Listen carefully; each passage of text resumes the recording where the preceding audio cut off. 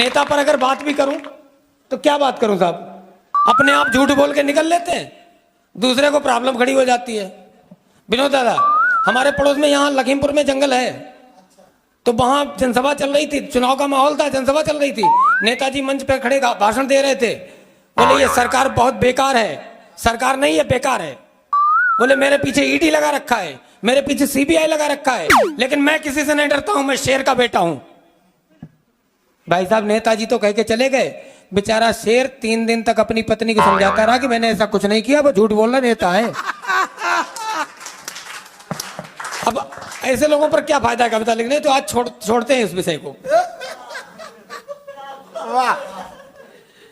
अब ये उमेश की बात है, ये पिछली बार सर कुंभ में गया था, कुंभ में गया, कुंभ मेले में इसने वहां संगम में डुबकी लगाई, और डुबकी लगाने के बाद सूर्य भगवान की तरफ हाथ जोड़ के खड़ा हो गया और कह रहा, हे प्रभु थोड़ा सा तो न्याय करो।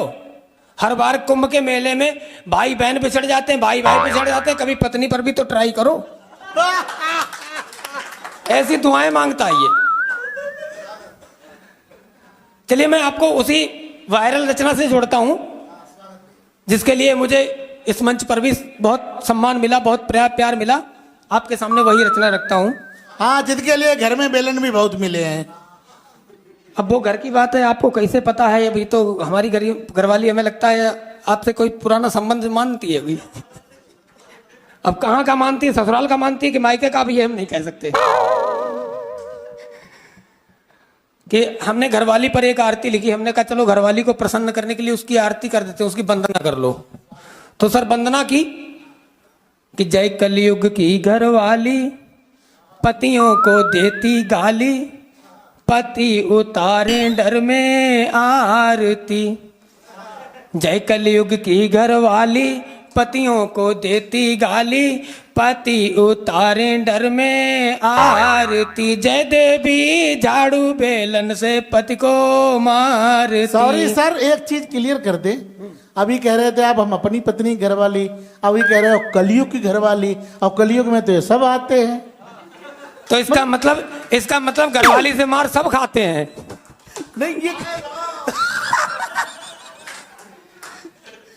अब घरवालियों की स्थिति क्या होती है सर? नौकरी पेशा लोग ज्यादातर होते हैं, जैसे मैं भी हूं। मैं बच्चों के साथ में लगा होता हूं, पता नहीं वो किसके साथ लग जाएगी। कि पति देव जब ऑफिस जावे, आप मार्केट जाती, और काम की कोई चीज नहीं सौंदर्य प्रसाधन लाती। काम की कोई चीज नहीं सौंदर्य प्रसाधन लाती, और पतिगर पूछे क्या लाई, उल्टे 49 सुनाई, इज्जत को पल में तुम उतारती। जय देवी झाड़ू बेलन से पति को मारती। और होता क्या है सर, नौकरी पेशा लोगों की एक और प्रॉब्लम है कि पति बेचारा जिस दिन वेतन लेकर घर पर आता, और प्यार से खाना उसी दिवस वो महीने भर में पाता। पति को जब नींद आ जाती, धीरे से तुम उठ जाती, पति की सारी जेबें झाड़ती। जय देवी झाड़ू बेलन से पति को मारती। और पत्नियों का एक मामला विनोद दादा बहुत स्टैंडर्ड होता है। लड़ाई करने के लिए उनको कोई वजह नहीं चाहिए, बिना वजह के फिर शुरू हो सकती हैं। कि जमकर करो लड़ाई निस दिन, पति हो चाहे पड़ोसन। अब पति ऑफिस चले गए तो पड़ोसन तो है ना, दूसरा आइटम तैयार है। कि जमकर करो लड़ाई निस दिन, पति हो चाहे पड़ोसन, और तुमसे कोई जीत न पाए, हो मंत्री या डीएम। देवी तुम्हारी है महिमा न्यारी, ये दुनिया तुमसे हारी, करगिल की फौजें भी तुमसे हारती। जय देवी झाड़ू बेलन से पति को मारती। और जिनकी शादी नहीं हुई है, इस आरती का आखिरी बंद उनको पूरा समर्पित है। इस शादी के परिणामों का हम सब प्रभाव बतलाएं, और हम तो फंस ही चुके मित्र, हो सके आप बच जाएं। जिनकी नहीं हुई वो, कि हम तो फंस ही चुके मित्र, हो सके आप बच जाएं। जिसकी शादी हो जाए सारा सुख चैन गवाए, जलती लकड़ी से होवे आरती। जय देवी झाड़ू बेलन से पति को मारती। और चलते चलते सर 4 पंक्तियां केवल आज सुबह की लिखी हुई आपको समर्पित करके मैं आपको देख करके विदा लेता हूं आपसे।